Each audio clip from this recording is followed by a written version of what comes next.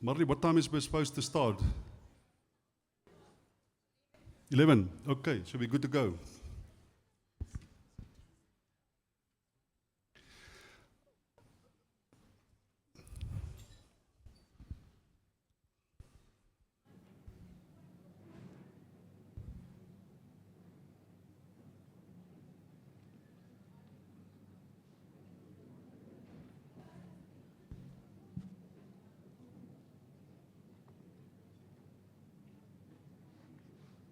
You want to use this? Do you want to give it to me? You want to give it to me? I've only you advertised that we leave. Yes, I will. Since I'm the author. But I might refer to it on. See we-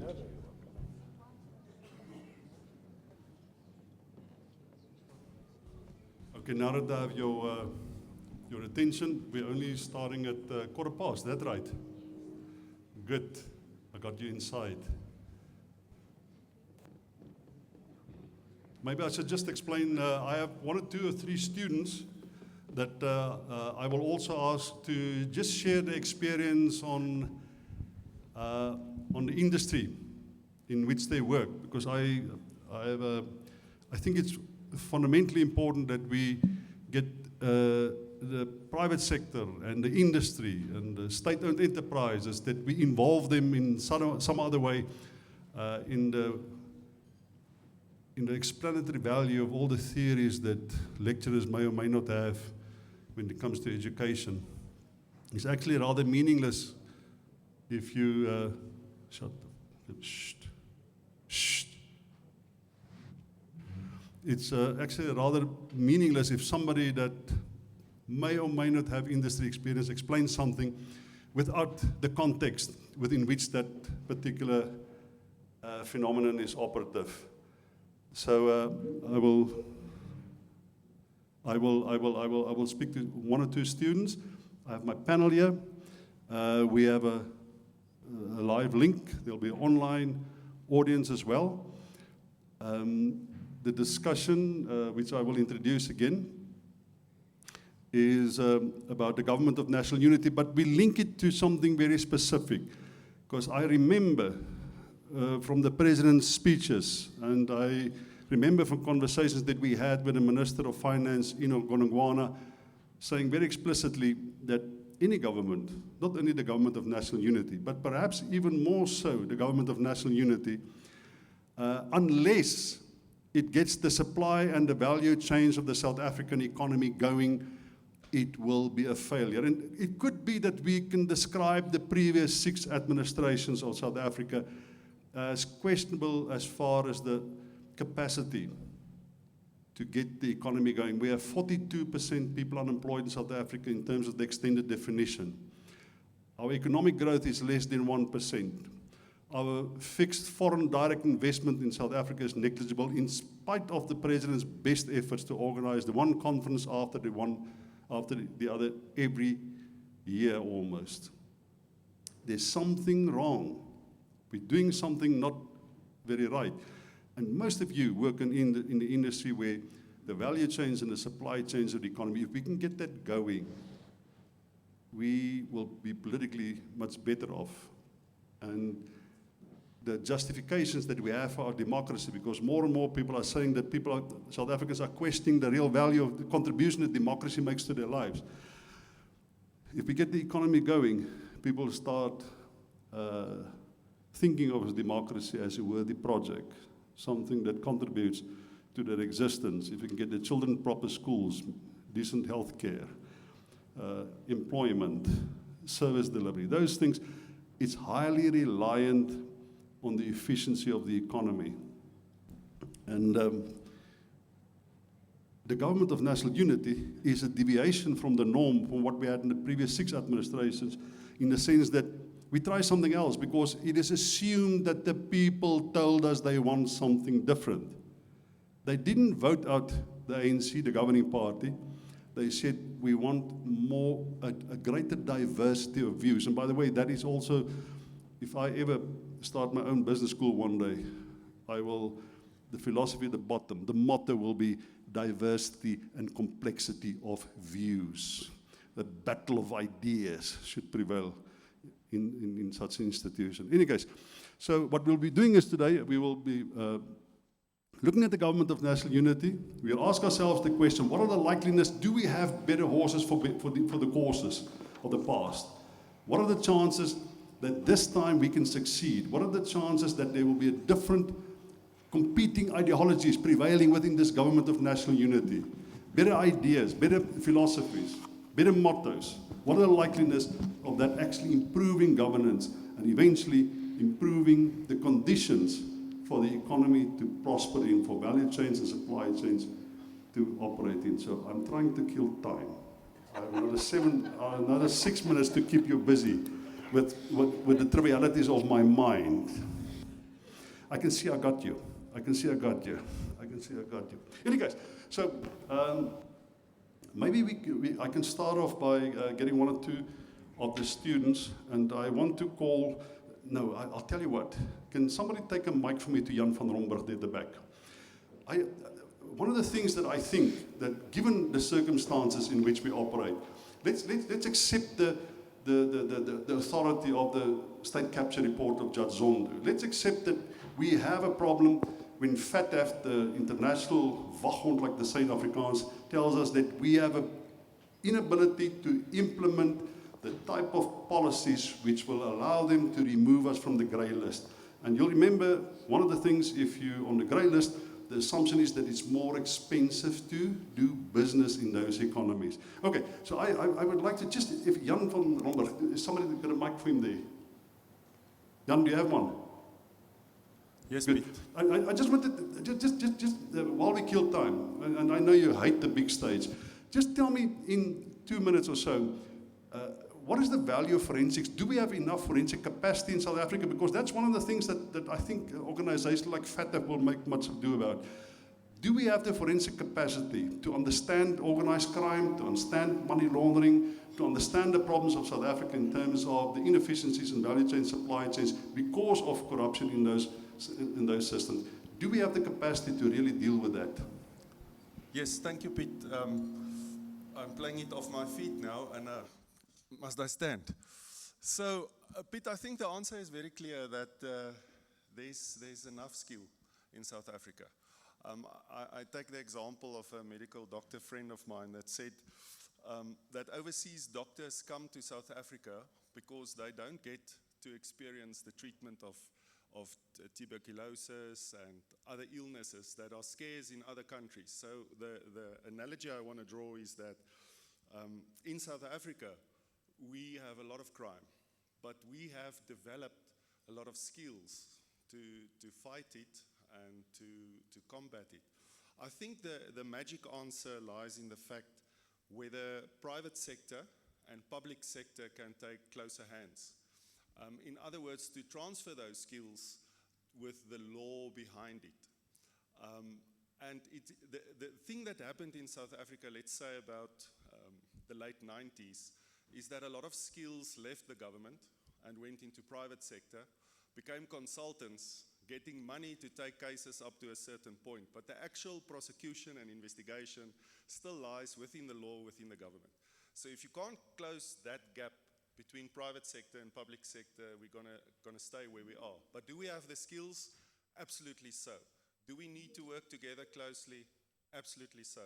Peter, I just want to say another thing. I quickly looked up on the internet, and Prof. Raymond can help me here. But say South Africa's spending is about 2 trillion a year. I just want to place a figure or two in context. If you look at the fraud examiners, the Association for Fraud Examiners, they do an annual calculation and say, what percentage of money gets lost as a result of crime and corruption? And they take a rough figure of about 5%. So if you take 5% of a 2 trillion budget in South Africa, Prof. Raymond, are we at 40 billion? Somewhere there. And our guest speaker also quoted some numbers, and then we talk about 4 billion, 3 billion. We're not touching what we think gets lost as a result of corruption and fraud. So even though the prosecuting authorities, etc., give you numbers, contextualize that in the bigger South African scheme of annual spending of 2 trillion. And then you ask yourself, is that significant? Well, it's probably better than nothing. And the argument was, you know, in the world of crime and crime deterrence, doing nothing is worse.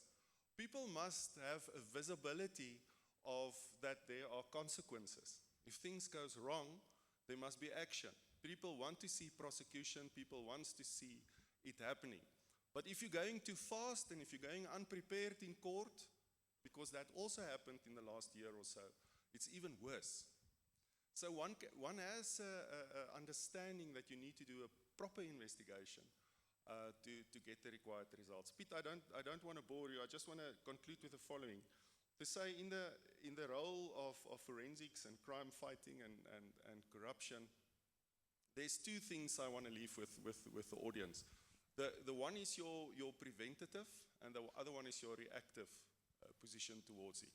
So reactive is to investigate what happened. You're in past tense.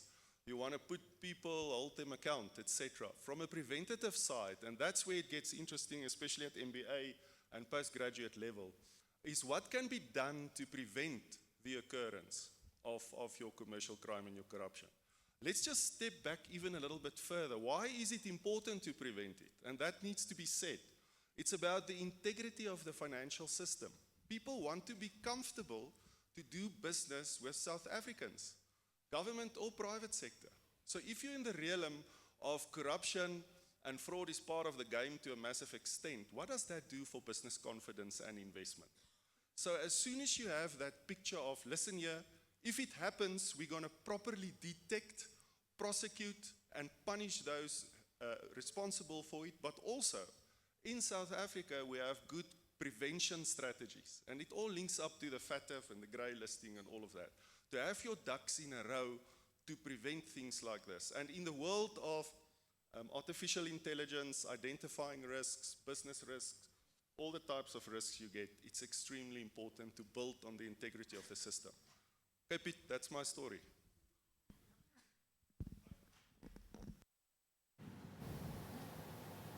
Just before you go, I just want to ask one, because you touched on the most important part for me last. I think the Treasury has collected about 300 to 400 billion rand in taxes. About 100 billion rand they didn't pay out because they incorporated AI and machine learning into the tax system.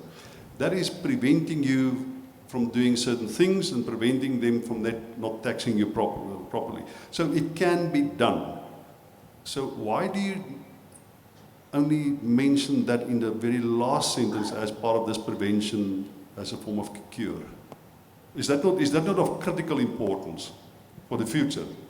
Yes, Pete, it's extremely important, and the discussions we've had with our little involvement back then at the Zondo Commission was, if you have the ability to monitor government spending on a red flag basis, you are very far ahead already. And that's where the distinguishing factor between SOEs and government departments that are closely under Treasury came through. Because the wrongdoings was at SOE level, where that monitoring and that control of Treasury was less than departments under Treasury's close supervision. And Peter, I haven't even touched the role of the Auditor General, etc. Yeah. They are first on the scene, and the powers they have are very important. But I think South Africa is fixated by this thing of a clean audit in the public sector, which in my mind means very little. And there's the DA that's fixated on it. Well, if there's a fixation, my view is that it's the wrong fixation. I think you're right. Yeah. But anyhow, that's a topic for another discussion. Jan, thanks a lot. Much appreciated. We have an online audience as well. Welcome to them too. Where's the camera for the online audience? Welcome to them too. And with me on the floor here today is Raymond Parson. I think very few people in South Africa understands business better than he does. He's been around for a long time. But in the hardcore business, not theory.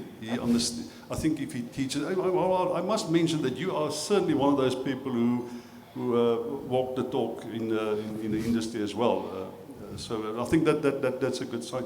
Then we have Christopher Nereda, and I made his life miserable by saying, if you talk one more thing about agriculture today, one more, just one more.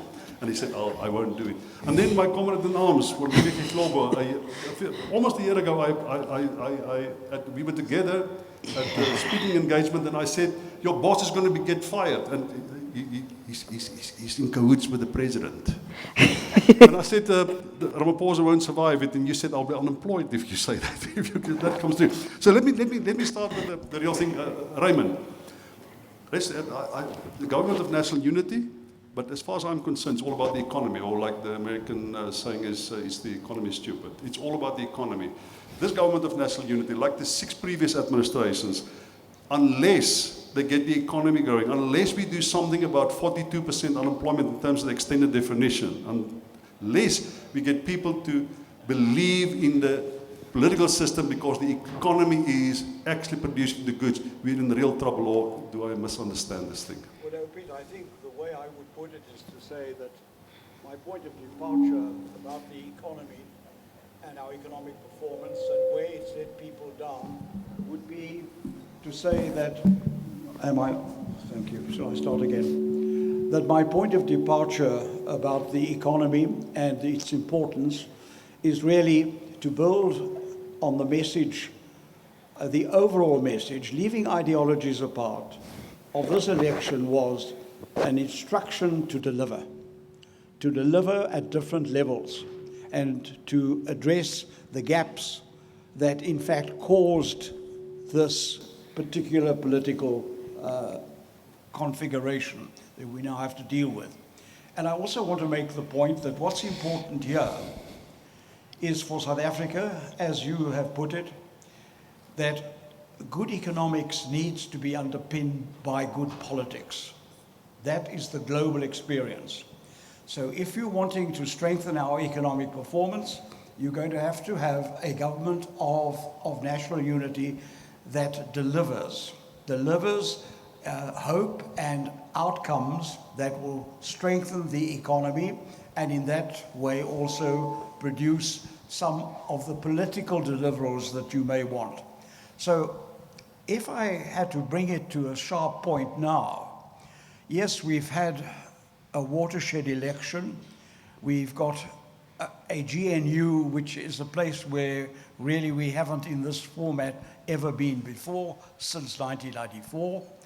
And what's equally important is that nonetheless, when they meet later this week, and I think that should be our focus, not the election, or now we've got a cabinet, and we had a very excellent scene setter this morning from our other panelist. The important point is, if we were discussing today an agenda for the first cabinet Lekgotla later this week, what must be on their agenda? What must be the priorities? Now, obviously, there are the obvious boxes you will tick. They're going to have to build trust. They're going to have to show transparency. They're going to have to show accountability. But all this ultimately has to feed into implementation. That is the message of this election. To the GNU, you have to tackle these issues that are important: growth, investment, unemployment, all these issues that are tremendously important for South Africa. And just to give a number, to come back to your point, Pete, we all know that we expect to grow this year at possibly 1%. Among economists, we've actually got to a point where we are either happy or unhappy because there's a shift in a decimal point. If it's 0.9 or 1%, wow, it's going to be 1%, not 0.9. South Africa's got to break out of this low growth trap without getting into a debt trap, of course. But nonetheless, the issue's got to be that this GNU now has a challenge to identify the priorities that will take the forecast that I have at the moment is, well, we might do 1% this year, and even given what is already happening in our economy. We might do 1.5% next year and the year after. That's simply not good enough. That is simply not good enough, given the challenges of job creation and unemployment. If we could, by the GNU taking the right decisions and not the wrong decisions later this week, because they'll set the tone for my follow, we could, within 2 years or 3 years, create at least 2.5 million extra jobs if we can get the growth rate up to 2.5 or 3%. And that's the overarching challenge. Of course, the composition of that growth is important, but get the economy moving, and then in that way, new opportunities and possibilities will steadily open themselves up.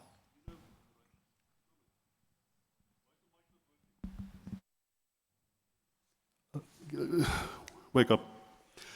Let me just ask you this, because it makes me nervous when somebody says, be careful for ideology. Because what they're actually saying is, we want to cut spending. I know that. People like you in business, you want to cut spending. Can we afford ideologically to cut spending in South Africa? Because remember, we sit with a largely impoverished society. If you cut spending, you're actually hammering the poor in an effort to get the economy growing, to make rich people rich, and then hope and pray that that will have a trickle-down effect and money will eventually be spent on the poor once the rich has become rich. That philosophy hasn't worked, and it doesn't work in South Africa. But if you say, ideology apart, what you're actually saying is spending. We must be careful for spending. And I know spending goes with debt. But aren't we catch in a conundrum where we can't escape from? We can't stop spending, can't afford to stop spending, and we certainly can't afford to wait for the economy to start growing before we make political promises to people. I think the important point here is the composition of the spending. That's the issue. So let's not get trapped in the big numbers, which lots of us tend to do. You've got to dig below, you've got to put the dipstick in and say, how is it that we're spending as we are? Because if we look at what we've set as our fiscal targets, they're not unreasonable. They're not unreasonable. It's the composition of that spending. And earlier we hear of how much has been diverted into unproductive areas. Like what? Well, let's take state capture or corruption. Yeah, that's corruption. That's not been helpful to growth. Yeah, but Prof, that's not unproductive. That was corruption. Are there any unproductive areas that you can talk about where we shouldn't be spending money, that we do spend money? Well, let's look at the size of the public sector. Now, it's not the size of the public sector, by the way, that is the problem. It's the wage bill, the remuneration bill. The fact that the consumption element of the budget is excessive in relation to the investment element. That balance, our minister's trying to get right. Not easy. These are all difficult decisions. But the fact is, now is the time for the GNU to be able to run with that ball and say, we are going to see that we have more efficacy, more value for money out of the budget that is better balanced in terms of the interests of the underprivileged and the poor. At the same time, you can allocate resources. You come back to how much money is returned unspent. Take that example. So really, there's a lot of room to kickstart this economy, and I think we'll come back to the point I also want to make. I don't expect, and it shouldn't be necessary, for the Cabinet Lekota to sit with a clean sheet of paper and say, now what does Raymond want us to do here? It's either in my book, which they can read before Thursday, or alternatively, they can say, how do we lever what is in process? Operation Vulindlela, there's money allocated. There's this cooperation between business and government in the field of energy, in the field of logistics, and of course crime and corruption. It hasn't made as much, it's showing some results, but it needs to show many more results. And it also needs to be tweaked, because I don't think load shedding is the issue now. Now it's the issue of the cost of energy and the Eskom tariffs, and water is also going. Okay. So those are priorities, but there's already work in progress that needs to be ignited in a way that will answer growth in a composite way, and that's what you want. Yeah. Wandile, let me give you the curveball first, then I'll make it easy for you later. Because there's something, and much of what's going wrong in South Africa has got to do with contradictory policies. In other words, we design a particular policy, and then we do our best to undermine that policy with other policies, for instance, or legislation, or the absence of legislation, or inefficiencies, or ideological appointment, whatever we do. Your best friend, the president, appointed John Steenhuisen as the Minister of Agriculture. Then he appointed Mr. Natonzi of the PAC as the Minister of Land Reform. That minister must go to the Minister of Agriculture and say, I want some of the land that's being occupied by your most productive farmers. I need some of that land for restitution and land reform.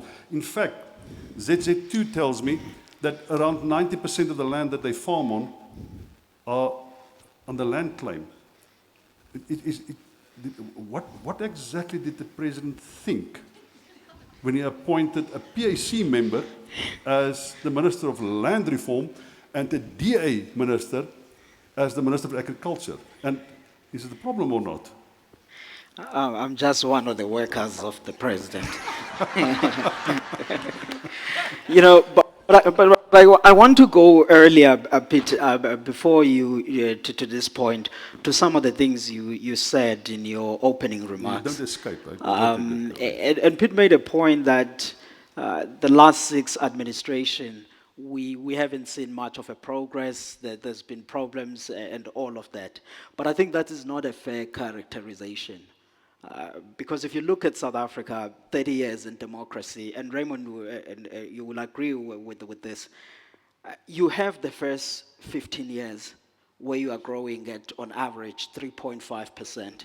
At times at 4.5%, 5%. At times at that. You have unemployment at that time coming down to around about 22%. At the same time, a black middle class of 8 million people. Exactly. And at the same time, then you had murder rates coming down, crime coming down, municipalities working. The only problem that has erupted all of this is only the last 15 years, which on its own, I mean, I think you can categorize it, Professor Parsons, in 2 words of saying it's a period of misfortune and mismanagement. I just had one quick point, one quick ceiling that will play into your whole diagnosis. Yes, in the 2000s, we grew at nearly 5%. By 2007. What did the white paper on energy tell us? Once you grow at 5%, the lights will go out. It's, once again, a failure to plan in advance, and then nemesis overtakes you, and we've been, how long have we had load shedding and trying to solve it? So so the first 15 years, but we also ignored 1 or 2 warning signs along the way.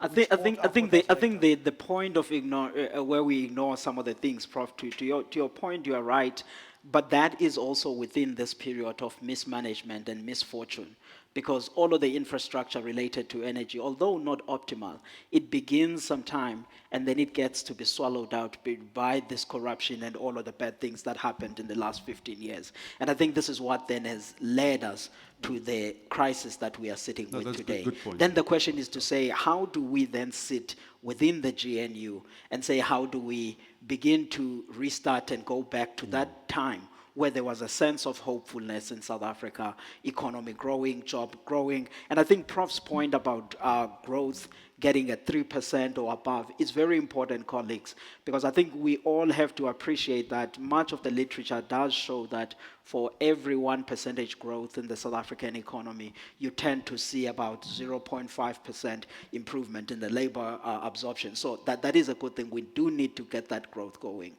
And I guess all of the points then go back again to say, in the composition then of the GNUs, to your question, the contradictory statements, the various appointments that have been made, how should we be thinking about this? And I think on my viewpoint, we all need to take a moment and ignore the individuals as they are sitting there.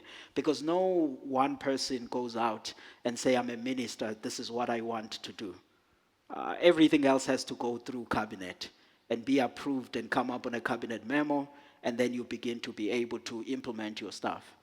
And this week and in the coming weeks, there will also be this policy gathering, which will distill all of these various views to arrive at what we should be doing as South Africa to kickstart the growth pathways. And I think then the question of whether certain political parties contradict the others, there will be trade-offs as we are arriving to these policy forums that we are in. And I think where everything else will start, it will not be in a blank page. It will actually be starting on rebuilding Operation Vulindlela 2.0, which speaks to all of the inefficiencies that are in the network industries and saying how do we begin to ensure that all of those are we had a optimal. national development plan. We had many plans, and we're still waiting. So the economists keep on telling me we must get the economy growing. Okay, that's the problem. What is the solution? Because I think it's an unfair point to say we keep planning.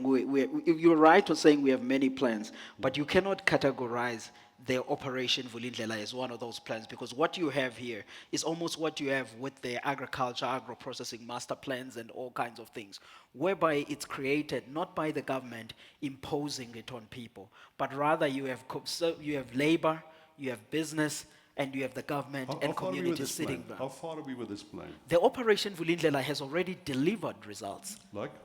If you look in the water infrastructure, in the energy space, in the ports at Transnet, all of these things that are happening are actually the spin-offs that are coming out of those interactions of saying, where should the money be channeled at? With legislation should we be unlocking? The same thing with the water. All of that is the outcome of that conversation happening, rather than the government sitting aside and telling everybody what to do, or the private sector shouting and saying what needs to happen. It opened up a pathway, and it brought in the brains within the Treasury, presidency, and some even in academia to say, okay, how should we be quick in these things? And I think these are the goals that are leading to some of the gains that we are seeing at the moment. And it should be the starting point then as we sit as a GNU and saying, where should we go? And all of the GNU big hitters agree with the Operation Vulindlela, the DA, there's one consensus IFPs. that they have. Yeah, and I think that's where the touching point will be. Yeah, but they agree about the plan, but plans have spending part and plans have investment part. Do you think they will agree about the spending as much as the investment part? I think there will be broad agreement, and you have to appreciate the fact that what now is being implemented is a lot of reliance on private sector. And some of the investments have to come on the private sector side. And in that context, then, I do think that we will be able to see much more progress than perhaps you have seen in the past. Christopher Nereda, one of the problems with investment from the private sector is, first of all, there must be, I have Wandile and Raymond against me today, but don't worry, we'll fight, we'll slog it out today. One of I think the primary things, I think you alluded to it, is trust. Trust, not only in the policy, but in the goodwill of politicians, the political will of politicians, the efficiency of bureaucrats, the safety of their money, the risk profiles of the capital investments they make.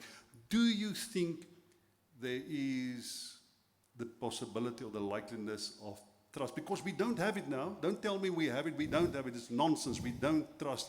The private sector do not trust the state, and the state do not trust the private sector. What do we do about the problem of trust? Pete, there's a recent position paper by Lulu Kruger. She's from PwC, in which she outlines the state of FDI into South Africa, foreign direct investment. Believe it or not, she states in that paper, and you can Google it, she states that foreign direct investors have a much more positive view of South Africa as opposed to the view that South Africans have. That's a very interesting observation. And secondly, what she emphasizes is that we have seen capital outflows, but we've also seen capital inflows to the tune of almost 65, 70 billion rand just for last year. So I it's just want to say it's almost insignificant figure. yeah, but it's not that doom and gloom. And I was surprised with what she stated. And very interesting point that she makes in that paper. She says that for a 6 billion rand foreign direct investment, you can easily create approximately 6,000 jobs. Now, okay, 6,000 jobs in the bigger scheme of things, it's 10 million people. You know, yeah. But at the same time, you can generate up to 600 million rand that flows to the fiscus, taxes, and then obviously growth for that company that makes that investment. So I think one of the big priorities of the GNU is to really focus on that trust issue, that trust deficit that exists. That trust deficit exists, and I was part of BUSA for many, many years. And the I've seen- Afrikaans Handelsinstituut. Afrikaans Handelsinstituut, and I've seen how that trust was eroded due to particular policy pronouncements by the state. Now, the funny thing is, Pete, I've driven to the union buildings on many occasions. So one occasion when President Ramaphosa was appointed as the chief operator to turn around the situation at Eskom. And remember, he created a war room at that stage. We were all very excited, right? And business people flooded that room that day, all of us. Sadly, though, I don't know whether that war room, somehow... The war dissipated. Dissipated. The war disappeared. And from there onwards, things just got worse. Last year, there were several occasions when we invited midnight meetings from 9 o'clock onwards. We sit all the business people. Then he would invite just the business people, not the ministers and not the CEOs of Transnet. Just you and the president? No. Not me and the president. All the business leaders Okay, from but the various business, sectors. the business Yeah. leaders and the president. And the president, that's it. And he doesn't include his ministers. No, now that's the strangest part. He did not include them. But that's the bloody problem, isn't it? And then we all make presentations, making sure that he gets the message from us. But then somehow along the way, everything just But it's because falls the flat. ministers wasn't there. So it's not just a trust deficit between government and the private sector. It's a trust deficit between government departments, between the president and his cabinet. Because why do you think did the president decide that all of the major state-owned enterprises must now resort in the presidency? And it's not something that happened now. Yeah, from It is state- something state- come state quite a long way. security, Yeah. it all goes The there. Minister of Electricity is in the presidency.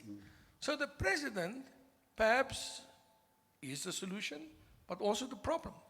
Because if he doesn't trust his cabinet ministers, if he cannot really leverage the goodwill of, because he's got a very good relationship with the private sector. I mean, the big business leaders like Wandile, and so, I'm a small fry fish there in the I'm pan. just an academic. We come a very long way, Wandile was still a young student when he took up a learnership, and since that day we've been within the space. But I think there's a fundamental problem in terms of really restoring that trust. And if we can get that right, I think we will be able to go forward. But with trust comes accountability. The president must have the backbone to tell a minister where to get up and where to get off. If that does not exist within his, mindset, then we're going to just be a limping cart going forward, maybe just with 3 wheels. Wandile, you closer to the president than anybody else. Just tell us, give us a little bit of his headspace. Why do you think this type of thing that Christo talks about, we hear it so often, that the president, from his very first speech that he made, it's absolutely brilliant. I got up, I danced in the streets. I went for a beer, I don't drink. I was so happy. I thought, at last, somebody that speaks the language that we need to hear. And then the fish died. What's going on in the president's mind? The president, Pete, can speak for himself. No, he but, won't. but I want to push back on one point that both of you and Christo are making, because I don't think it's a fair assessment of It's the the third affairs time you accuse me being in unfair. South I'm Africa. starting to feel very guilty. Yeah, because you make a point that there's this deep distrust between business and the government. But how come then, Professor Parsons, we have about 6 working streams between business and government to actually talk, and it is leading to results? You have now, I'm not saying we should celebrate it because it's a normality. If you look at the volumes in the ports and the numbers of delays, you compare that with what we had at the end of last year and at the beginning of this year with today, we are now we're actually still seeing we're still a among the progress. worst ports in the world. No, I'm going there, Pete. We are making progress in those delays. And I don't want you to rely on the World Bank Logistic Efficiency I don't. Index study that says that, because it has its own loophole. But the point is, the ports of South Africa, 6 months in, they are performing better than they were doing 6 months ago. On electricity side, I'm not saying we should celebrate that there's no load shedding for over 100 days, but the point is that it is showing the private sector effort on installation of renewables and some of the activities that are happening there. On a crime side, the president has set up all of these grouping of business leaders as well as some of their governments. It is delivering results. So if we were to categorize as if there's no trust, there will be no conversation and there will be no results. And I think it would be fair to say today, comparing with some of the previous administrations, there's probably more conversation than, say, in 2014, 2015. The only thing that we have in South Africa, which is a challenge, is that we've lost a lot of capacity. I think the point was made at the back earlier on about many people that went to the private sector or capacity within the state. But I wouldn't say in 1994. I would rather think that we lost a lot of capacity somewhere 2010, 2009 or so, because before then, things were working. Whatever capacity that we had, it was delivering the results that we wanted to see. But I think around about the financial crisis and onwards, that's where the problem begins to be deep. That's where also the municipalities begin to actually become dysfunctional. And I guess then that's that process of misfortune and mismanagement that has been there. But today the conversation is happening, and I think, Prof, it is delivering Yes, the if I could results. Just one deal. I just want to say one thing. The talk is cheap, but money buys the whiskey. If we look at the fixed foreign direct investment in our economy, and that must be the primary indicator of trust. The figures that Christo is quoting, we're talking about nonsense here. Let me just give you an impression. The motor car industry gets every year from the Treasury, from the taxman, a 60 billion rand rebate, I want to call it, but they don't call it like that. That's an incentive. We give 60 billion rand a year just to keep them here. And if you say we have a 60 billion rand investment, it's nonsense, man. It's nonsense. The real indicator of trust is the inflow of capital into the economy and fixed direct foreign investment. Confusing confidence as well as trust. It is true that sentiment, you look at the BER as well as what the university releases Northwest. Yes, the business confidence in South Africa for some time has been declining. Fixed investment by private sector as well as the public sector spending has also been on a decline. In addition to that, we've had the weaker households spending. People have no money. And I think that the other addition is these network industries. And those are all things that have led to this poor growth that we are seeing in South Prof. Africa Raymond, today. let me give you another example that I want you to feed off. The mining industry are major investors, except in South Africa. In Africa, yeah. They spend all their money in Africa. They don't spend it in South Africa. Why not? They don't trust the system. The cost of doing business, poor infrastructure. So those are the things that you have to measure confidence and trust by, not by the plans that the president has. So don't give me another plan of the president.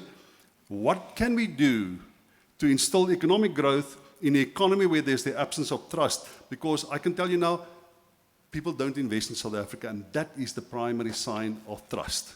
Let me put it to you this way, that if you want to close the trust deficit, it's not an event, it's a process. Yeah. We have now commenced on that process, even before the election, coming back to this cooperation, which on behalf of business, they said, we will only help you in these 3 areas. We're not tackling the rest of your problems. We've seen some results, and that is how you begin to build trust. And of course, I mentioned right at the outset when I opened up my remarks about the GNU, trust is going to be the important thing, not only among themselves, but to reinforce the process of cooperation with the private sector. When you come to the targets and the numbers, let me put it this way. Of course, FDI is not a big proportion of your total investment. What matters for our growth is government investment, getting it done, getting the infrastructure going, and secondly, of course, the private investment, which is the biggest single proportion. What are we aiming at? Well, already, I know it's not popular to talk about the National Development Plan, but it was updated last year by the National Planning Commission, and coupled with a warning that unless you rebuild trust and policy certainty, you will not get the outcomes. And in fact, in that context, I've said on Thursday and Friday, they simply can find common ground because the government is committed to the NDP, other political parties are committed to the NDP, they know what the gaps are. There's your agenda, the gaps. Fill them, get on with it in these priority areas. But finally, what are you aiming at? You're aiming at saying, if we want to grow at 3, 4, 5% GDP by the next 5, 10 years, you've got to raise the proportion of total investment to GDP to 30%. We are currently on 14.5%. So there's your agenda. What do you do to get that up over time? There's no magic wand, but by doing the right things and not the wrong things, the GNU can begin to create hope that the process is unfolding of turning the situation around. And that's their challenge. But let me just, I'll get to you now, Christy. We have the Minister of Mining. He's not, we've taken away energy from him. One of the reasons why these lights are on is because the mining industry is in a recession. One of the reasons why the Treasury is battling with another 100 billion rand that they lost in taxes is because the mining industry is in a recession. One of the reasons why the mining industry is in a recession is because nothing is happening in the Department of Mineral Affairs. They don't issue new licenses, the prospecting is behind, it's just an absolute mess. There used to be 1 million people working in the mining industry, and that's a decade or two ago. Imagine where we could have been. Now 480,000 people working there. The President has just reappointed the same minister in an industry with massive problems. I mean, really, it's madness. It's madness. I can't speak for the... I'm not asking you to speak for a minute, but you must admit it's a problem, isn't it? It's a massive problem. But what has happened now with the GNU and the rationalization of some of the portfolios, it's the Mineral Council that has come out in the last few days and said, we think this is a good idea that at least the issue of our minerals is under one minister only, with no other competing interests. Now we've given Veritas a monopoly. And they are saying they therefore think they would like to re-engage with him about these very challenges. I don't think one can take it further than that. Christo, I can see you burning to talk about this one. Pitt, there's an old saying that says a fish rots from his head down. Yes, I'm evidence for that. And I think this is where the president must really, craft the vision for the country going forward. He's a businessman. He understands how business operates. He understands the need for investment. He understands that everyone that invests money wants a return on that investment, ROI. I think if he really wants to make that GNU work, because remember now, you sit there with a lot of shenanigans. A guy who spent 10 years in jail is now the Minister of Sport. And apparently he wants spinning to become a national sport. But it's car spinning. It's not the spinning on the bicycles, eh? Car spinning. Oh, because I thought he'd talk about spinning, political spinning. Yeah. I'm joking. And then you've got a lot of people there who really lack complete understanding and knowledge of, the intricacies of a particular sector. John Steenhuisen is the new Minister of Agriculture, right? Okay. Be it as it may, it's the President's job to actually give each one of those ministers a council that he draws from the private sector. You said, The private sector are involved in different streams in government. Make sure that you tie them into the workings of those particular ministries. It cannot be that those work streams are just under the presidency. You want that electricity stream obviously to have a very close relationship with the Minister of Electricity. You want any of the other streams to be closely tied to those ministries because those ministers will need all the help. But who must provide the strategic framework? Right? That is the president. The president must lay down the law. They're going to have a big meeting now during the course of this week. People, this is what I want. If you really want dictatorship, what they call a good dictatorship now to take our democracy forward, then you must have a Singaporean-style president who must outline a very clear vision and make sure that everyone toe the line. Because if it's not going to do that, it's going to be a free fall. And all that will happen is the DA will show off and say, we have shown you that, look at our ministry.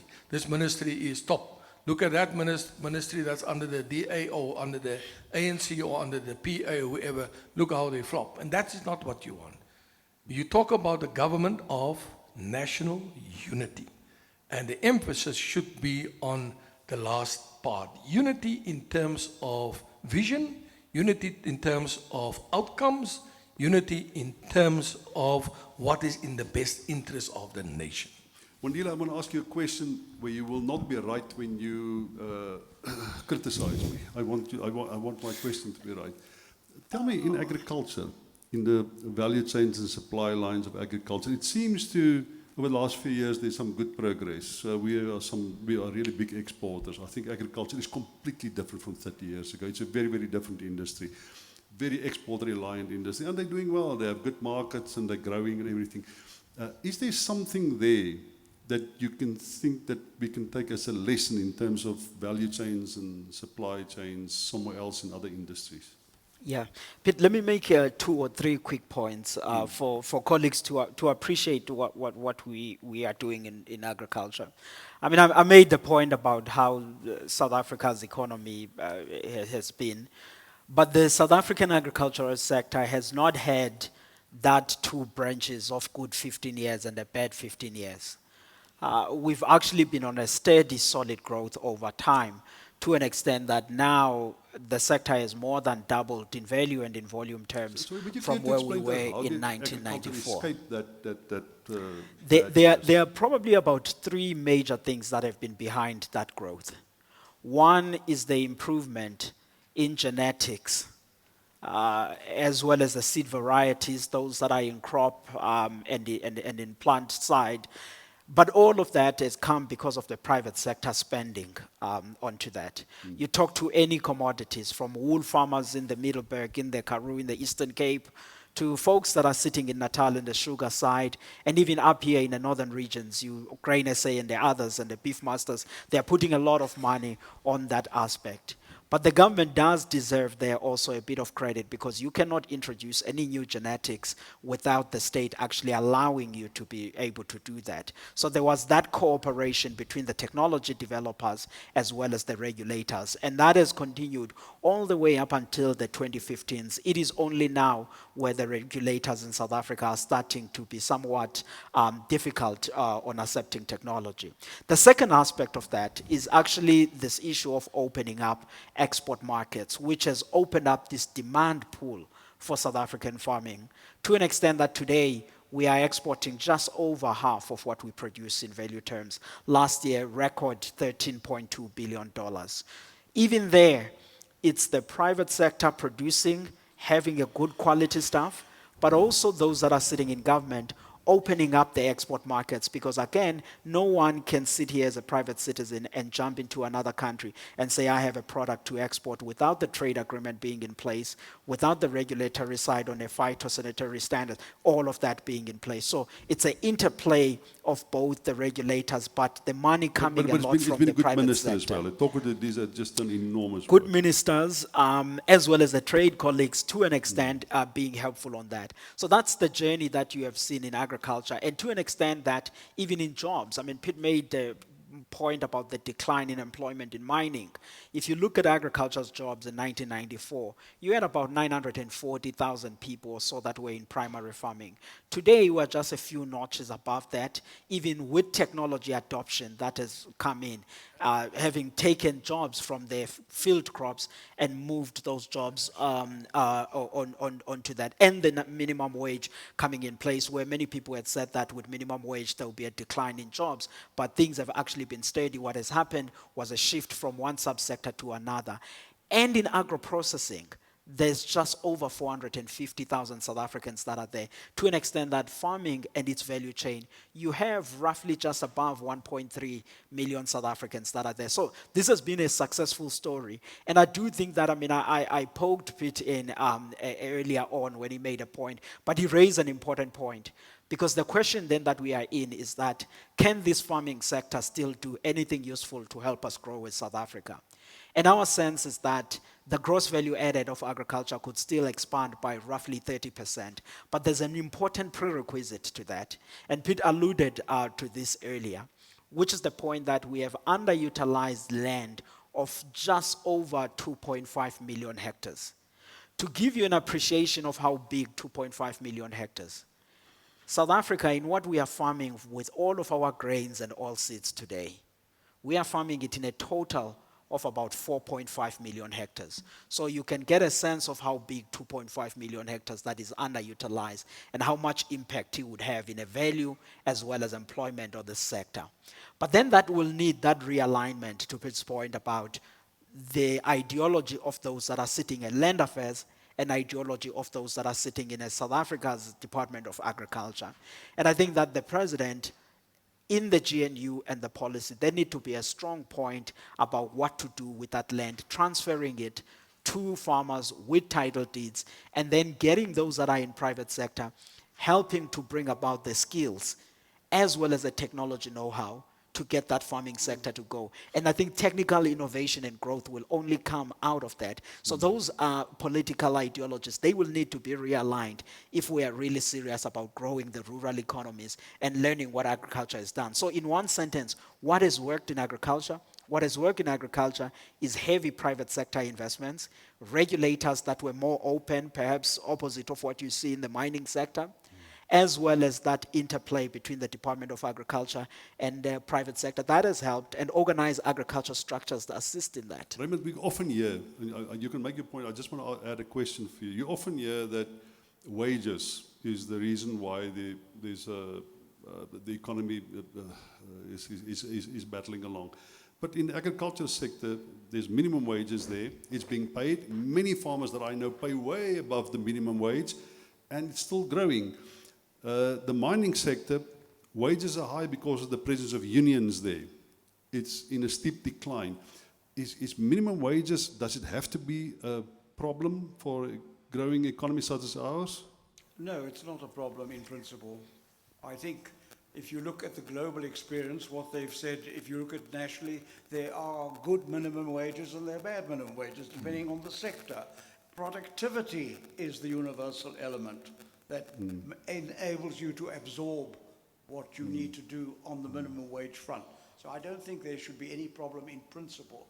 What I'd like to just add, if I may, to build on what I think Christo said, I think if you're looking for a vision, you want to say, really, ideally, if you can get the GNU to work along the lines of creating a virtuous circle, of getting on with the reforms, getting uncertainty and distrust to recede, and then you improve the growth prospects through creating that vision and making sure that you create that environment. But we've also said a lot this morning, and you said elsewhere, yes, the enhanced role of the private sector, what the private sector has to do. And in this process of looking at the bigger picture, we talk about the growth target, talk investment targets, which I mentioned, employment targets. I would like to see added a small business target. How many SMEs do we want to create over the next 5 years? Add that to the other targets. That's tangible. It hits the ground running, because that's where, whether it's the National Development Plan or some experts, all of us acknowledge the biggest potential for job creation So what is is the among impediment to SMEs. that? But what's the impediment to that? Why don't Well, we it's, don't see it? it's the regulatory framework which has created... The president promised us 5 years ago, he appointed somebody in his office to cut away with the red tape. What is the Well, problem? that is one of, I would say, if I were president on Thursday, put that on your agenda. That's one of the issues, because it comes back to, once again, too many wheels don't have to be reinvented. There are some low-hanging fruit that you can already pick and show we're on our way, and there's some other decisions waiting for us down the track. But the important point is to allow the trust to be built up, which I mentioned right at the outset, among those assembling later this week in order to identify a productive agenda and make sure that they will act on the basis of a unity of some kind. In the areas where there is common ground, don't reach for the sky because you're not going to get it. So the issue is really to get the clouds to part and see a way through. And I think that is the overriding requirement that I'd like to see emerge from the Cabinet. But talking about reaching for the sky and the clouds, if you, I don't know either of you, if you have your finger on the pulse as far as that is concerned, the government refused to allow Starlink in South Africa. Some people tell me that it can make a massive change to accessibility to technology and information, and it can empower a lot of people to do small business. Actually, if they have access to, because if you're somewhere in KwaZulu-Natal, you don't have access to the internet. But some of the government says, well, unless you comply with Black Economic Empowerment, we can't give you Starlink. And Elon Musk say, well, which middle finger do you want if you talk about your homegrown policies and its impact on my business, which is international business? What do we do to change government? By the way, we have a minister there in charge of the DA. Have you seen that? No, Pete, I think what we should steer away is imposing blunt instruments. An instrument that says, if you want to come and do business here, 50% this and 50% that. There are many ways of reconstructing how Black economic empowerment can really benefit from a specific deal throughout the value chain. But isn't it Black economic empowerment if each and every business, each and every school, each and every hospital in South Africa has got access to the fastest possible internet? No, precisely. But you see, often we are fixated with blunt instruments instead of really applying an innovative mindset in terms of how we put these things together.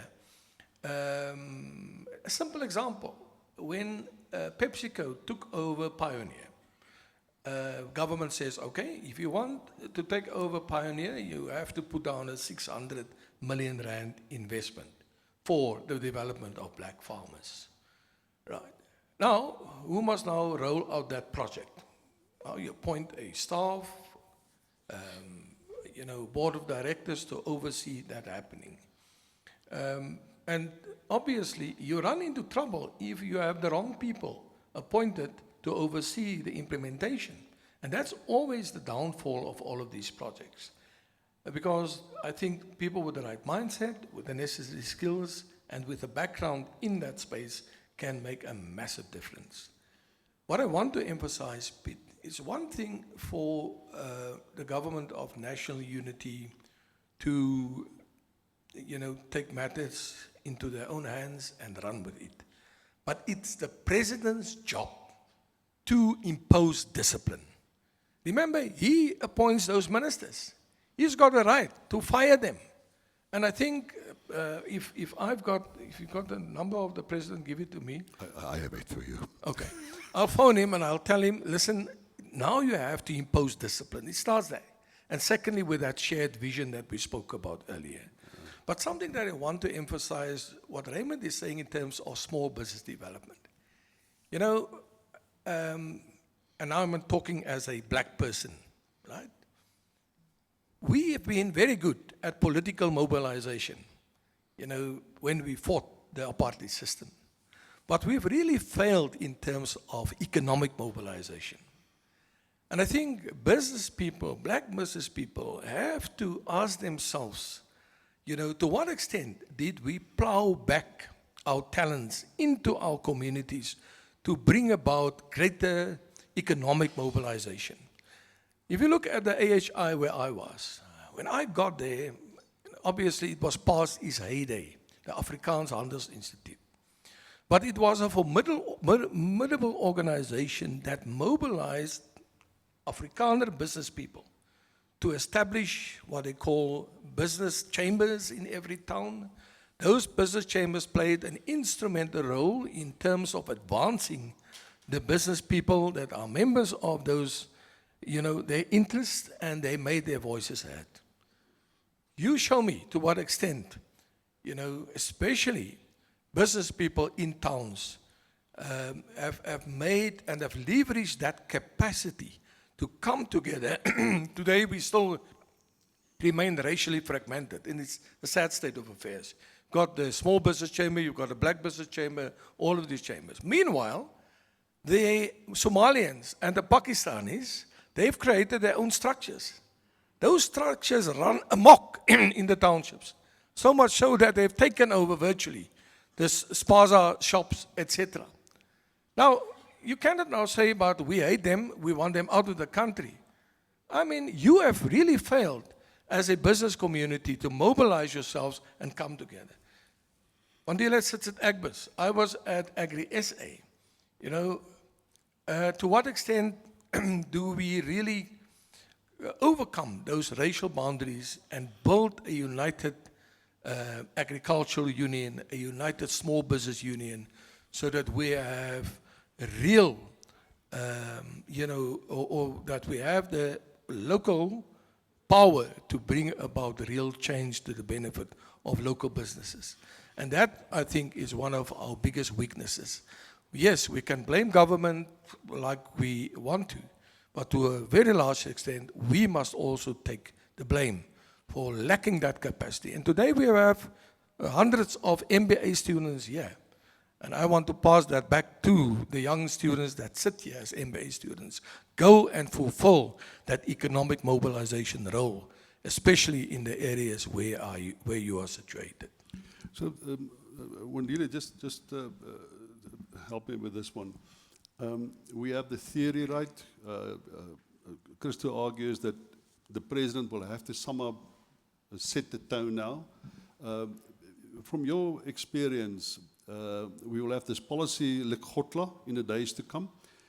Do you think that the right ideas will come from that? Do you think it will really set us on a new path? Do you think this government of national unity can develop into a cohesive unit which will be different from, well, you say I must make a distinction between at least the first 2 or 3 administrations and then the rest. Do you think this government has the constitution to do that? Are you confident?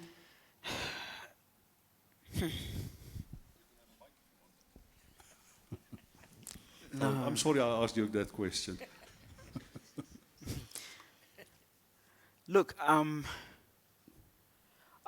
think the problem here, we don't have the problem of ideas.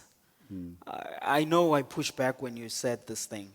One of the important papers that was released and it went unnoticed was the 2019 paper released by Tito Mboweni and the Treasury. It was called Tito's paper. It was a short paper, I think around about 60 pages or 30 pages, I can't remember. But what it did, it went straight to what needs to happen. It took a sectoral approach to unlocking growth in South Africa. And it went deep into each sector about what happens regulatory and how to engage the businesses and all of that. It was in search for growth. But no one took that paper further after it was adopted, discussed in cabinet to actually say what should we be doing now under each department. And we go on into the COVID period. Business writes 100 and something pages paper. At the Presidential Economic Advisory Council ourselves, we released a 90-something pages paper where we took also a sectoral approach about how to kickstart the South African economy. And others wrote different things. And the guys at the presidency who were gathering this emerged with a 36 pages summary of something that was not really reflecting the inputs that they had received on this. And in addition to that, where the breaking point, in my view, gets to happen is that there is no deep coherence between what people in Pretoria discuss and talk about and what at a provincial level in various departments actually gets to happen. And I think that lack of coherence, both on the energy and on the messaging, as well as the focus and the direction, in part is what leads to this frustration. Because big business bosses from the Potchefstroom, they will go to Pretoria and get told by the ministers what will happen. And then they go to their own departments in their towns, and they realize that the tone of a conversation there is way different than what we saw there. And I think until we are able to find coherence between national, provincial, and municipality in terms of at least the vision, then the issue of the skills, it can be bridged by bringing the private sector people in there and getting on with those skills. But I also want to make a quick point on this skills thing, because I don't know, and this is really an exploration, and you have to answer because you've been looking at these things for some time. But I don't know where the problem comes about, because if in 2009 you were doing this job, and 2008 and 2007 and all the way back, and your municipality was functioning, 2 years later, all of you have no skills that you had the years before. I think for me, the problem begins with that politicization of the civil servant, as well as their policy coherence between national and provinces. It's not so much purely only on skills basis, because people do have the skills, but they just don't want to do what they are told to do on policy side. And we need to resolve that. And I'm not quite sure if then the government of national unity, yes, in Pretoria, they will come up with a vision, but until we articulate that message throughout all of the structures effectively, we may not be able to see quicker growth. I must tell you, there's somebody in cabinet that does instill a lot of confidence, and the business community has a lot of trust in him. Opposition parties just now announced that they're perfectly happy with that particular ministry. And once, remember when BRICS was in South Africa, they held a BRICS meeting here. And in that BRICS meeting, the big discussion point on that particular moment was that there must be a new currency competing with the dollar, as an international currency of trade and in any case, and right in the hall there in the front, where people arrived, there was the SABC, and they talked to the Minister of Finance, Minister Gonogwana, his colleagues, including Xi Jinping. I mean, really, you don't disagree with Xi Jinping. And Vladimir Putin was, I think, online. So all the big guns of the world, all the BRICS countries were there. And the president bought into the idea and the philosophy, Naledi Pandor, of an international currency competing with the dollar. And in the hall, in the front of the room, was sitting in Gonogwana, and he said, not on my watch. Our financial systems are so deeply embedded in the international markets where the dollar rules supreme, not on my watch. And he says that a currency is embedded in trust.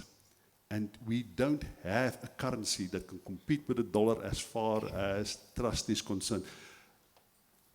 Do you think the president, if I can take the point of Christo here, should rely more on his Minister of Finance to set the tone for policies that could work and that could instill trust? I think the Minister of Finance was absolutely correct in his assertion. I think most economists would agree that that's the situation. That is the true reality test for South Africa. And talking about another international currency, I know there are options, but the options are really not alternatives. And for as long as we have a powerful economy like the United States dominating, there's nothing that either China or... But how brave was he to do that? He sat right in the hall where that's the big talk at the back. Well, I suspect that's why he's been reappointed, because he is someone who inspires confidence and tells you like it is. And it's interesting that even the opposition really have no criticism of the National Treasury. They've appointed a deputy, but I think, in fact, that's a well-staffed department. On the agenda for the Lekgotla, don't worry about the Treasury. It's doing its job. Don't worry about the Reserve Bank. It's doing its job. Concentrate on the other deliverables that are making a huge difference to the economic performance of this country. Christo. just to add to that, I was privileged to attend a meeting on Friday night with the newly appointed ambassador to India. And he played an instrumental role in... Who is he? Sorry, I'll get to his I name should have now. asked. But I just remember the curry that we ate. That will give you a clue. You know what he said was that India poses a massive economic opportunity for South Africa. But what is the biggest drawback? The visa regime. He says, how is it possible that at cabinet level they've decided to relax certain visa regulations, but it does not get implemented by the officials? And that's another element. Mandela has spoken about the synchronization between national, provincial, and local. But I think they will have to crack the whip in terms of the DG and the officialdom within various departments so that they execute what they're supposed to execute.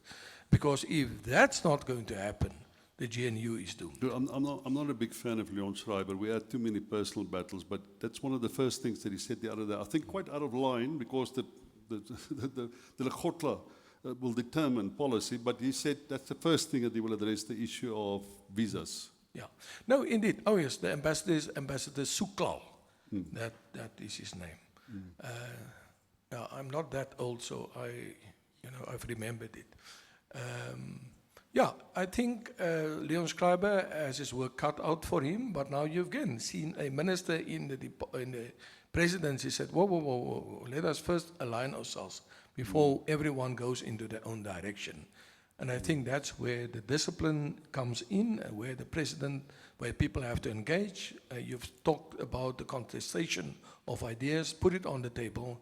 But for me, the important thing is make sure that the technocrats do what they're supposed to do. Okay, we might be heading in a different direction. We could get policy certainty, we could get a degree of trust, we could get more direct foreign investment in the South African economy. We might get rid of Gweri Montas and actually get the mining industry to invest in South Africa as opposed to in other countries in Africa. We could get the visas right. All those things could happen. These are MBA students. They work in different industries. What message do you have to an MBA student? What opportunities are there, not in terms of making money, but in terms of their thinking? How should they think about the future? How do they think about economic growth? How should they think about policy certainty? How should they think about political risk? Should they think about economic? How should they think about the concept of risk from their perspective?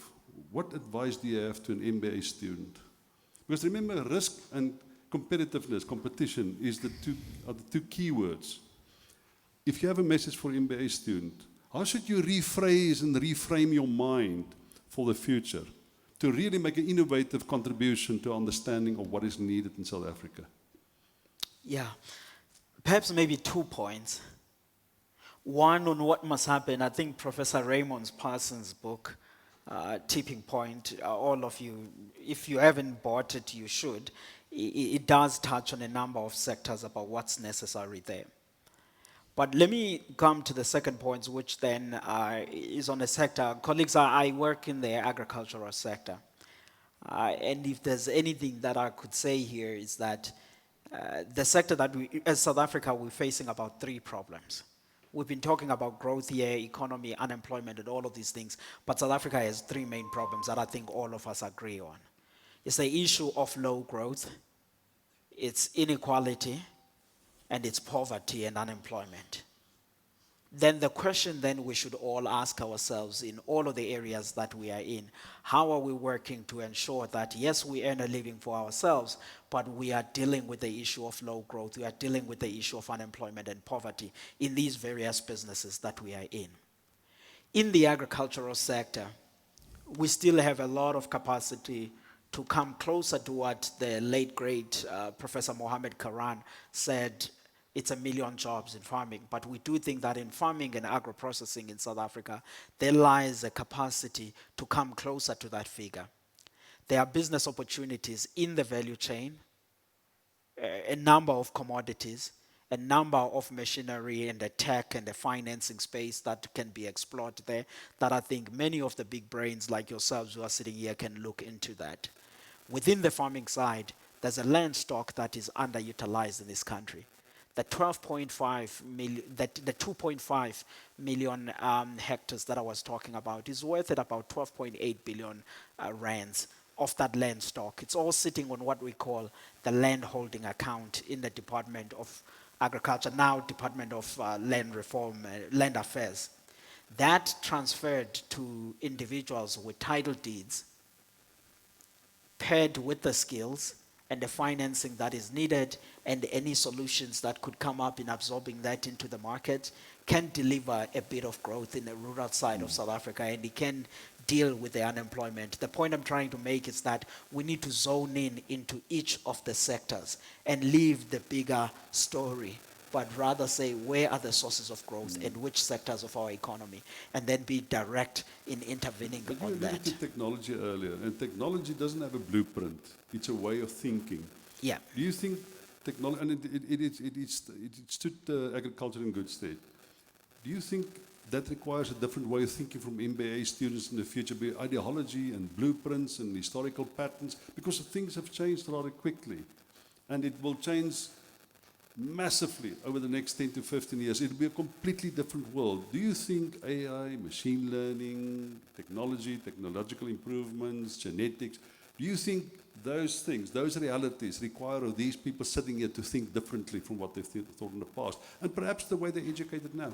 AI as in artificial insemination. No. No, they tried that with me, didn't work. No, I think. Look, I think what we will have to important. I mean, tech on itself is a way of. We need to understand what the problems are, and then try to deal with those problems. Use technology to solve the problem. To once solve we the problem, understood which is where, Peter, I always have a frustration with South Africa, where we say, yes, in the rural communities, we are in the 4IR world or whatever that we are thinking about. We need to be doing this in South Africa. The reality of the matter is that the majority of South Africans are not as fortunate as people in this room to have even grade 12. Then when we are thinking about this, we have to think about the problems we have as South Africa. We have millions of the people who are younger than 40, they have no grade 12, they have no skills. Then which industries and the sectors can actually be able to absorb those people? Once they are in the labor market, we begin then thinking about the upskilling of them. Failure to do that is what leads to some of the instabilities that you see in the communities. Let me close here with the one political point. I may be wrong on this, but I'm just going to say it because you will correct me if I'm wrong. Failure to do this is what actually leads to some of the polarization that we see in the country. We are in a GNU now because the ANC didn't get the majority vote. The DA didn't get the bigger numbers. But if you look at where South Africa is going, you have to ask yourself, is the country moving to the left or more centralist or moving towards the right? Because all of the votes that have been lost by the DA or the ANC, they are all moving towards the left. It's the MKs of this world, it's the EFF, and you name it. No one is going to vote more for RISE and all of the other parties that are aligned to what many in this room would think is a market-friendly practices. Now, if the country then is moving towards that side, part and parcel of what's causing that, amongst other things, it's actually the economic anxiety. And I do think that we need to deal with this, because otherwise it would just be the group of us sitting here thinking about capital, while the reality of the world outside is actually having a different aspirations, and no business can actually thrive. Because the reality is there is no tree that can actually thrive in the desert, and we do need to deal with the real issues and the politicians. Yes, I want to build on that. Thank you for feeding into my hands here, because ultimately, market-friendly or not, will be judged by outcome. Yeah. Not by ideology. So that's very important. But I want to latch onto that because it comes back to the policy environment. There are things that business people, executives, managers must do in their corporate role or in their individual role. But the advocacy and lobbying of business is done by organized business. In South Africa, organized business, your Chamber of Commerce, your trade association, is a voluntary setup, unlike some other countries where it's compulsory. A minority of business belongs to organized business. Now, if you want to influence the GNU, you must play a part in the structures that represent you. And I think particularly, we talk about 5 years, I think more importantly is 2 years. The local elections mean local chambers of commerce, local chambers of business must exert themselves to make a difference, but to influence not only the city council or the town council, but through the apex structures, whether it's the Black Business Council or Business Unity South Africa. Those are the apex structures that engage at the macro level.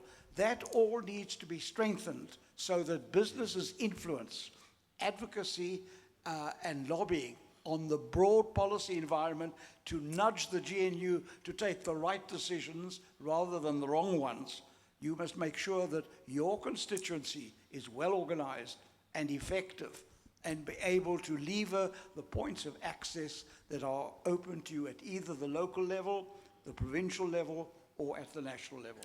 I want to give you guys the opportunity to ask a question, just 1 or 2 questions, but I just want to, while you're thinking about it, just one last point, how things can happen sometimes in government. I know Andre de Ruyter told the story, and some of you might argue he also said he was poisoned, and that wasn't really true. So he tells the story about how we changed from 1 megawatt and 10 megawatt and 50 megawatt, we changed to 100 megawatt private sector investment in energy. He says they were in a meeting, it was a Zoom meeting, and Gwede Mantashe was there, the president was there, he was there, there were a number of people there. And at some stage, everybody was making a suggestion about how to increase private sector involvement in the economy, in energy generation. And at one stage, Gwede Mantashe lost his patience. He said, oh man, if you're going like this, it won't be long before we're at 100 megawatt. And the president said, okay, then we have 100 megawatt. And that's what, and today, Kuberg generates 1,860, I think, megawatt electricity. The private sector is approaching 6,000 over the last 18 months. The private sector in South Africa, I know it's during daylight hours, has built 3 Kubergs. And Kuberg produces around about 5% of our total electricity consumption. The private sector has built 3 Kubergs in 18 months. It didn't cost a cent to the taxpayer, a single cent. Is there anybody with a question here that's urgent? I want to ask you, please, do not make a statement. Ask your question, 1 question, short and sweet, please. There's the mic right behind you. Do not make a speech, just a question. Okay, I think Christo pointed out to the president acting as a benevolent dictator. And my question is, when we talk about trust, does the president have trust and security in his position where he would be able to fire ministers? Because the way he's currently acting is like he does not have security in his position to be able to set the tone. Hello. For the past 5 years, I've given the president, the benefit of the doubt, in the sense that his position was very fragile. He was very insecure, right, because of the factionalism within the ANC. I think the president now has the opportunity to really come to the fore, because at least he's got a mandate, at least to a very large extent he has better control now over the ANC.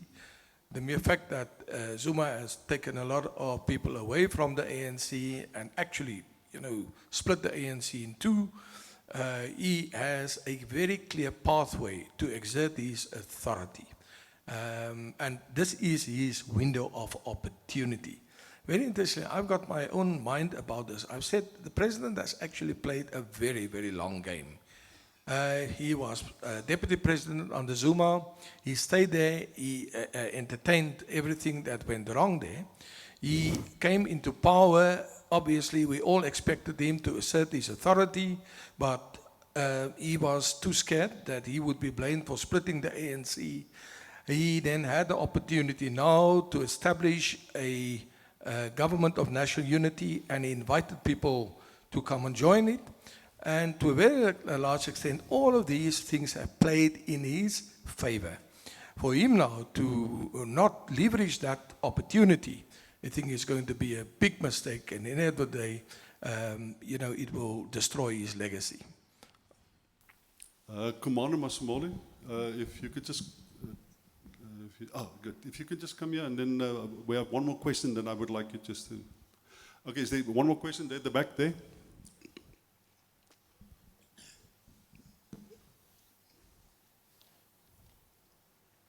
Thank you very much, Prof.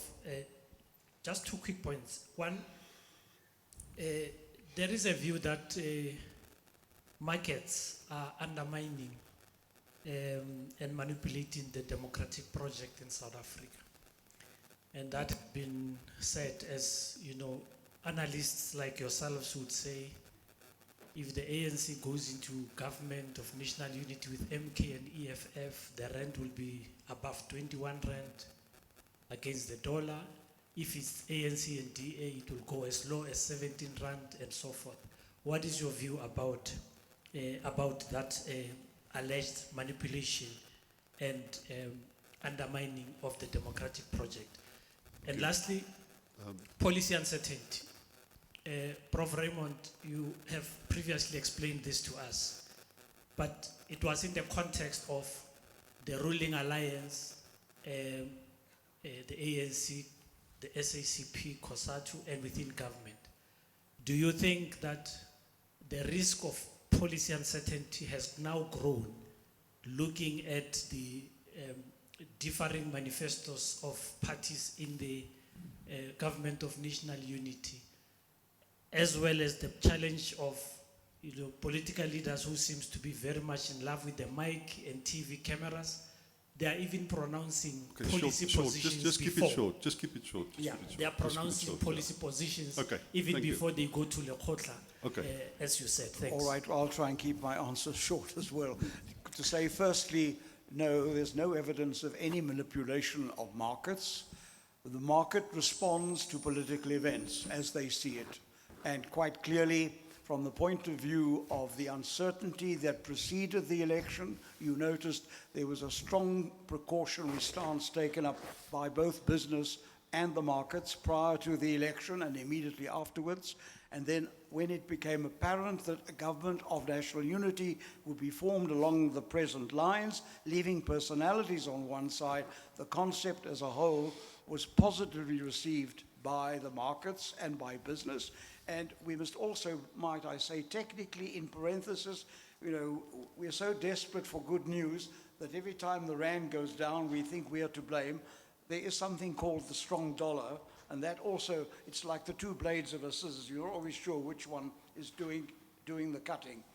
The second point, which is more important, I think, in terms of investment sentiment, is the issue of uncertainty.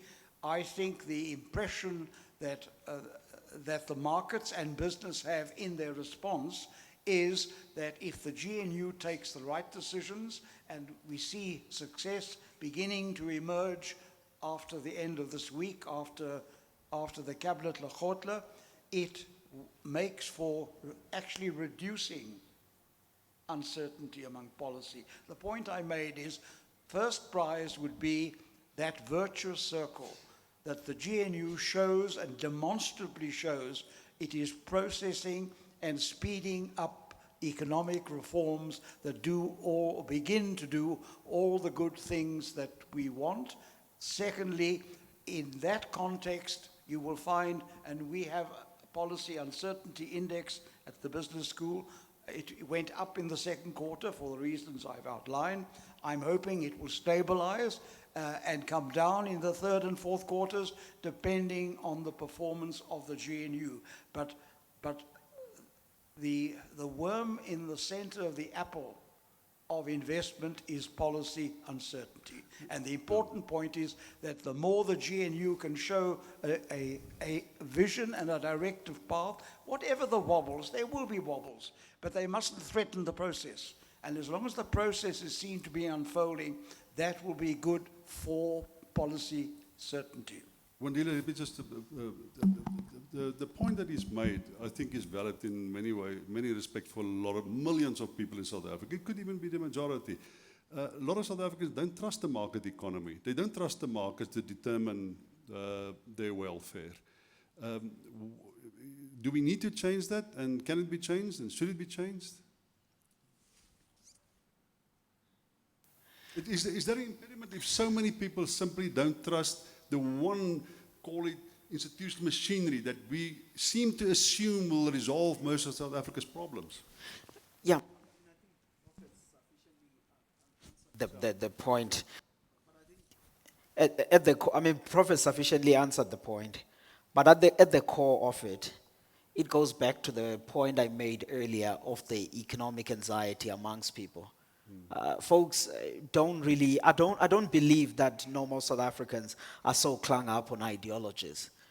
Normal South Africans wants to see certain things being delivered to them, but then there are those that have the political interests that take control of the narrative on why things are bad for particular people. But I think at the core of the evidence of what's going on, what Prof alluded to is right, but I do think that right now, for people to regain confidence on anything, they will want to see improvements in their lives and in their own surroundings. I think now that I have the mic, I can accuse you of avoiding my question. Lots of people in South Africa don't trust the machinery and the tools that you seem to suggest will solve the problem, which is the market. Lots of South Africans have a problem trusting that their lives will become better until we begin to see delivery. A lot of South Africans are waiting for evidence of the improvement in their lives. And I think that for a period, there was evidence of that. And then for the last 15 years, people have not. I mean, this is a quick thing. You look at the GDP per capita, last 15 years of democracy and the first 15 years. In the last 15 years, you were 13% poorer than the first 15 years. Then whatever that has happened there is what has eroded that welfare and the hope and the trust in the systems. And we need to rebuild that for people to actually be able then to take If you look at the facts sense and of the it. figures, over the last 5 years, we are worse off than 5 years ago when Jacob Zuma was the president. We have higher unemployment. I lower growth, made higher two debt. words at the start. I said it's mismanagement and misfortunes. Okay, but the last 5 years, one would assume better management. We are worse off than 5 years ago when Jacob Zuma did the mismanagement. We are higher unemployment, deeper into debt. There's not a single statistic that looks much, much better than 5 years ago. That's the challenge I had, Pitt, that the GNU has to turn around. Otherwise, if we don't do that, But if good governance and good intentions don't make it come about, what will? delivery, results, and people will start having trust in the system Remember, when they Piet, see there that. were also other factors. We had the COVID pandemic that That's has the made a massive misfortune. impact. We've had also the wars, especially the Ukrainian invasion, that had impacted. Natural disasters in absolutely. Durban. So what we have experienced today, yes, it's multifaceted because there's a global element to it that we cannot just dismiss. But what I want to put on the table, Pete, what is the antithesis of the market? Right? If you tell me the market is a problem, right? Who then, should take that responsibility over government? Because that's the only other institution, as opposed to the market, that can bring about the change. Now the problem is, government's role in the economy. If you want to centralize everything and you want to nationalize everything, you give it to government, what will be the implications? The first implication is that you will no longer attract private sector investment because government has now taken over the ownership of the means of production. Secondly, how effective is government in terms of generating long-term growth? And then thirdly, government's ability to change the lives of people for the better is limited. So what you need is a balanced approach. And that is exactly what happened in that previous 15 years. You had government that fulfilled its role. You had the private sector that fulfilled its role. And that partnership is critical for going forward, not one at the expense of the other. Peter, there's a very important thing here. we cannot treat business as if they are the enemy. They have assisted in delivering this growth.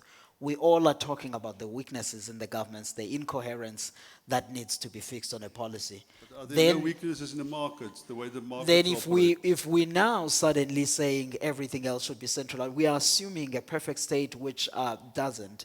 So for me, Christo, you've nicely summed it up.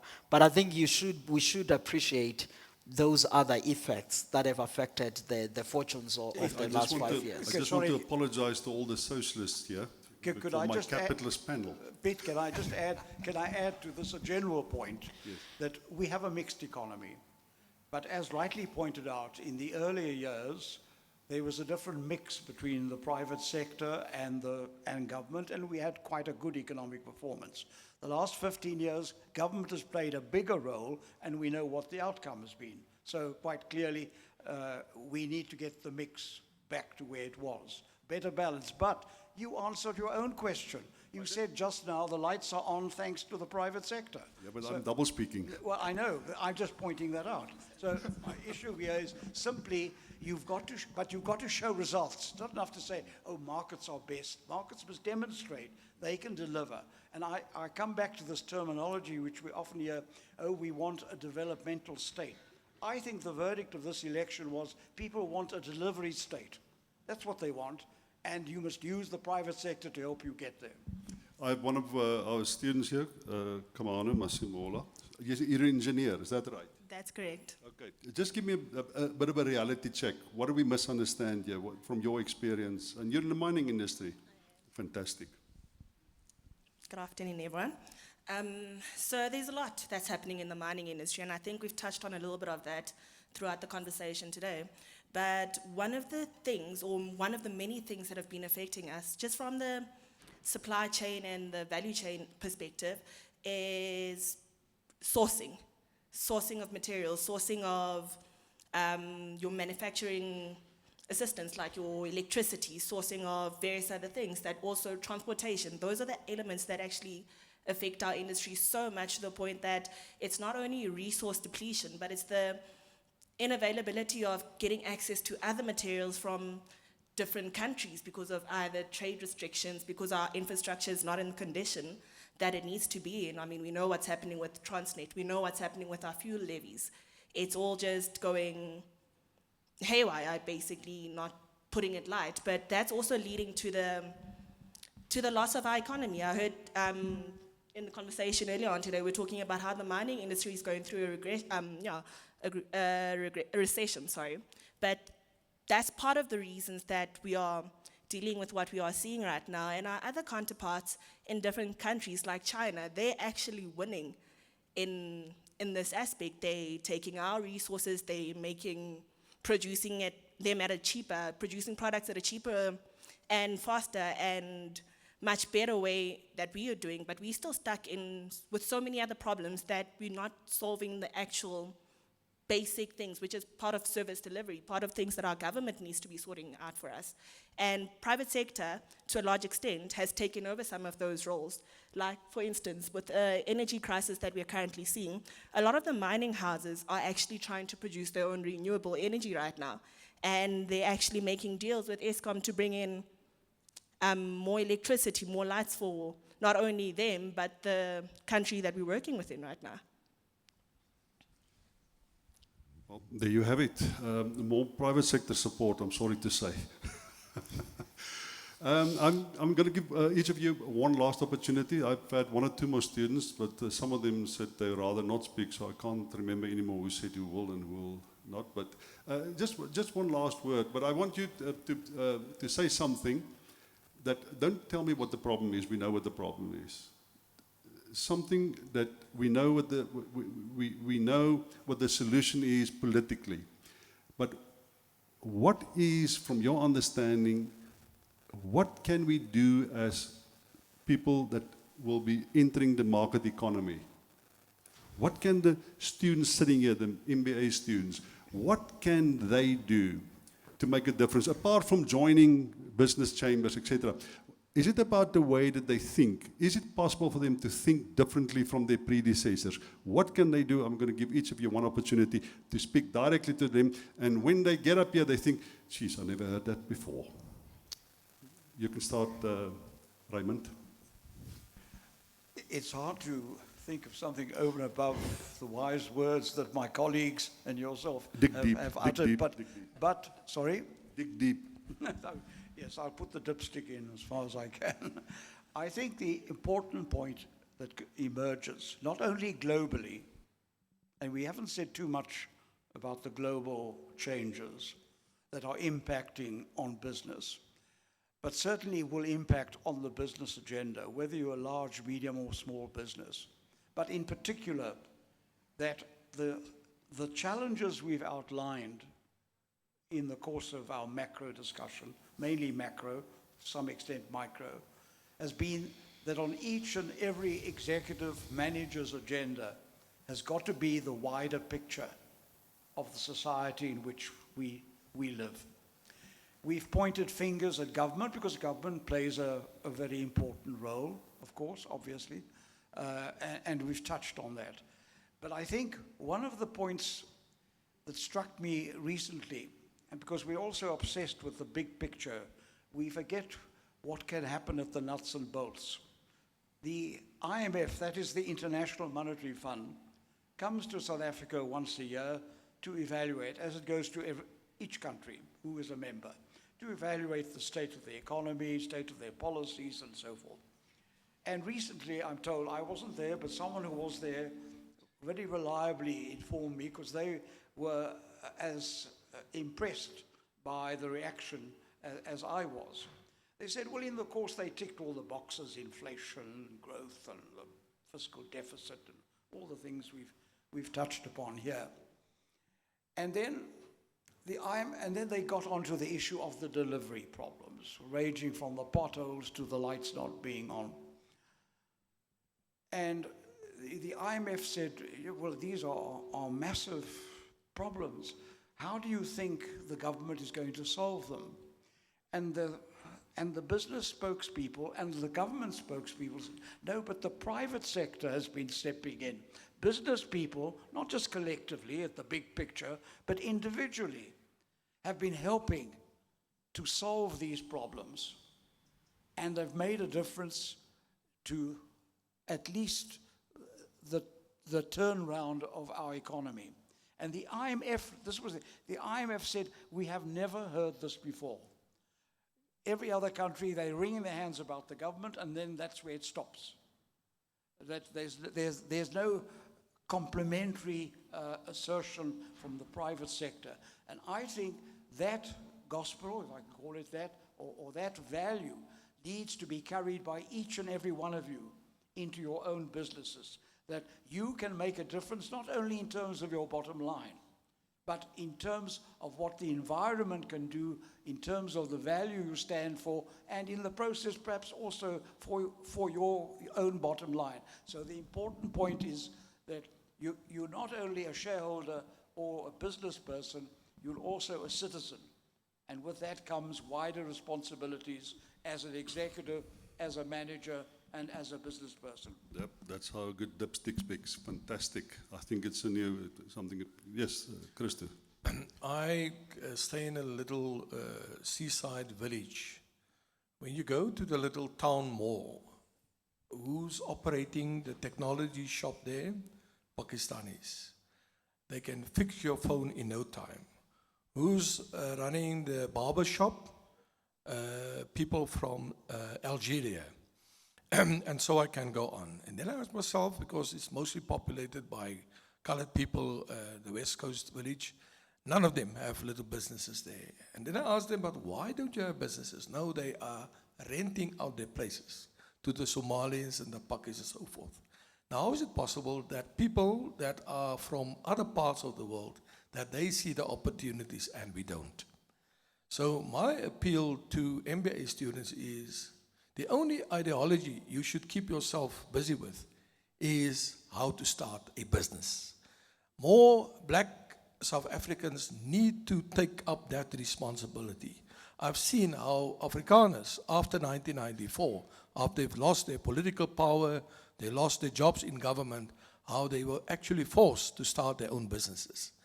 I was studying at UWC. I came out there as a Marxist. I don't think even Karl Marx would have been, was a bigger Marxist than I was. Then I went to Stellenbosch Business School. The first day when I walked in there, the people start talking about profits. I will never forget how I sat there stunned, because profit for me was a dirty word, an ugly word. You know, it was all about the collective. And then suddenly that mind change came. And my wife, obviously, she will tell you how our lives turned around because I became a capitalist. So, as an MBA student, focus on how you can leverage your collective abilities to start your own businesses. Opportunities are abound. It cannot be that others see the opportunities and we don't. I just want to say one thing, but Wandile, I want you to go on and respond now. I just think that if I rent out a building to somebody who starts a business, I'm also in the value chain. But in any case, I understand what you said. Yes, Wandile. I probably don't have anything. No, that's not true. That's not true. You had a whole lot of great truths here today. Just another one. Yeah, I think if there's anything I could say is this, maybe two.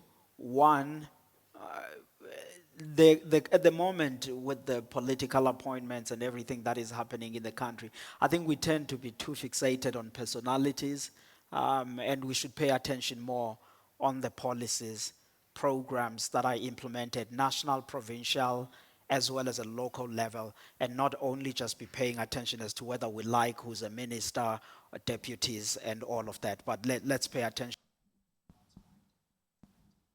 The second point that I would say, speaking now specifically on a sector that I work in, is that in agriculture, food, fiber, and beverages value chain, there's still a lot more potential there for job creation, for growing that sector, but also for addressing the three problems of South Africa that I talked about: low growth, unemployment, and poverty. So we should all collectively the things that you can tap in to ensure that you participate productively there for your own benefits, but also for the greater benefits of the country in resolving that.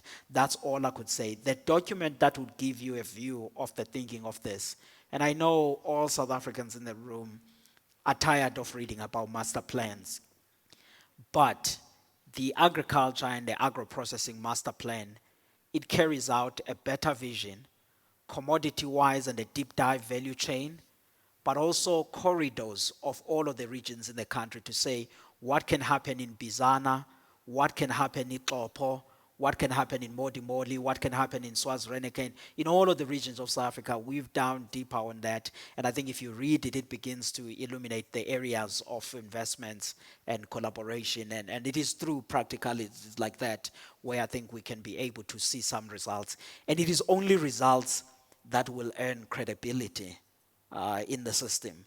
Until there are results, then if there are no results, there's not going to be any credibility. We're proud of having students like you. Thank you very, very much for your contribution today. Wandile, he's one of my mentors in many, many ways. The ways that he thinks about things, I love to have him around, and it's bloody difficult to get him out here. Thank you very, very much for making time for us. Much appreciated. And Christo, belatedly, we ask you, and you really stepped up to the plate. Thank you very, very much. And then there is just nobody to replace Raymond Parsons as far as his experience of big business is concerned. We much appreciated your presence here today, but also your involvement in the business school. And the wonderful book that you have compiled, put together, that you've written in, please find a copy, spend some time with it. It is very informative. Our idea is not that you leave here knowing more, is that you ask better questions and that you say, well, I haven't thought of it like that, and I think differently about it. And I hope you achieved at least a little bit of that. To those of you who attended online, thank you very, very much for being part of this rather long conversation. Everybody, all the students who attended here today, Thank you very much. We appreciate it, and goodbye.